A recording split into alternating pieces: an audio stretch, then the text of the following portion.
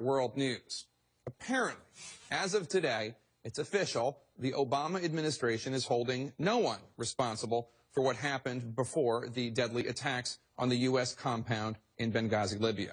Last fall, it was only a matter of days after those 4 Americans were killed in Benghazi before evidence started appearing, indicating that State Department officials paid insufficient attention to requests from diplomats and security personnel in Libya, desperately asking for additional security.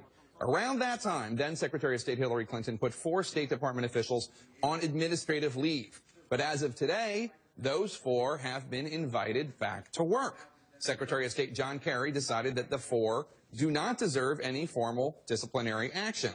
And the State Department official tells me that there was no breach of duty for these officials and that they are not returning to their previous positions. What's notable about this move is that those decisions to not provide additional security personnel and assets in Libya, that's one of the only parts of the Benghazi scandal that Obama administration officials will acknowledge was a real, actual problem.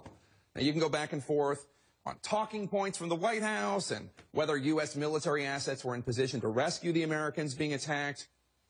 But the continual denials throughout 2011 and 2012 of additional security for Ambassador Chris Stevens and the others there in Libya, that part of the Benghazi controversy, no one with any real knowledge or perspective on the tragedy can refute. How bad was it?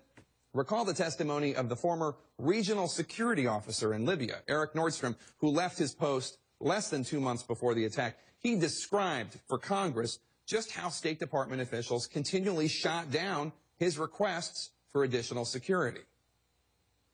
You know what makes most frustrating about this assignment? It's not the hardships, it's not the gunfire, it's not the threats. It's dealing and fighting against the people, programs, and personnel who are supposed to be supporting me. And I added it by saying, for me, the Taliban is on the inside of the building. You heard that correctly. That's the regional security officer from Libya, the former one, describing State Department officials as the Taliban.